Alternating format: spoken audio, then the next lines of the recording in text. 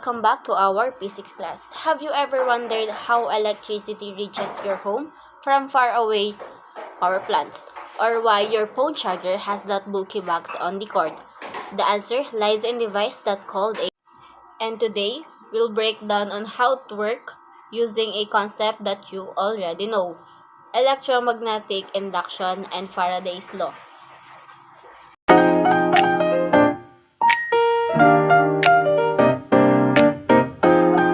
Good day, everyone. So nice to see you again. And now, or today, I will discuss the brief definition of electromagnetic induction. Electromagnetic induction is the process where a changing magnetic field through a coil of wire creates an electric current or electromotive force, also known as EMF. So it travels through the wire. So this is what Michael Faraday discovered way back in 1831.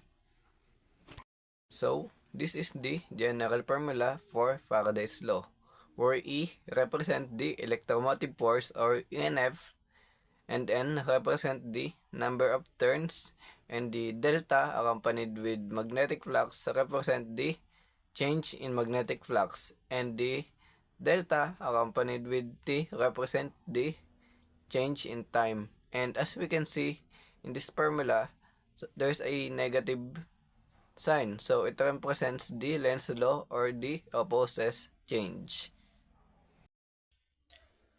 Faraday's law states that the induced electromotive force in a coil is equal to the negative rate of change of magnetic flux through the coil. So, to put it simply, the faster the magnetic field changes around a wire, the more electricity we get out of it. Magnetic flux is the measure of how much magnetic field passes through a surface, like the coils of a transformers. So in transformers, an iron core carries and concentrates this flux between two coils: the primary, which get electricity from a source, and the secondary, which send electricity to a device. How a transformer works. Let's walk through the process. First, AC current in the primary coil. When alternating current flows through the primary coil, it creates a constantly changing magnetic field around the coil. This field passes through the iron core. Second, changing flux in the core. The iron core guides this changing magnetic flux to to the secondary coil. Since the flux is always getting stronger or weaker, it cuts through the wires of the secondary coil. Third, induced EMF in the secondary coil. By Faraday's law, this changing flux induces an EMF and current in the secondary coil. The voltage in the secondary depends on how many turns of wire it has compared to the primary. That's the transformer equation. Example: a step-up transformer has more turns in the secondary coil. If the primary has 100 turns and the secondary has 1000 turns, a 200 volts input becomes a 2200 volts output, perfect for sending electricity long distances. Power transmission and distributions. So electricity loss energy as heat when it travels through wires, especially at low voltages and high currents. So the transformers step up voltage at power plants to 230,000 volts or more to reduce the current and minimize the loss. Near homes, they step down voltage to save 220 volts in the Philippines or 110 volts in other countries. So the example is the power lines you see along highways carry high voltage electricity.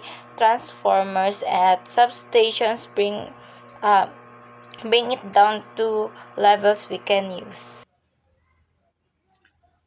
Many devices need specific voltages to work safely. A phone charger uses a step-down transformer to take 220 volts from an outlet and turn it into 5 volts for your phone battery. Without this regulation, devices would overheat or burn out. For example, a microwave oven uses a transformer to boost voltage for its magnetron, which creates the heat to cook food. Amps and watts. Voltage is the force of the electricity. It measures the electrical pressure. We can analogize electricity to water in garden hose. Then voltage is the pressure of the water. Whether the water is flowing through the hose or not, the pressure is constant, like the voltage is always there. The voltage shows how much force is ready to be used and tells you what appliance you can hook up to. Let's say we have a 12-volt appliance. It would be perfect to connect to a 12-volt battery, same as 120-volt AC appliance. Hook up the 120-volt AC plug.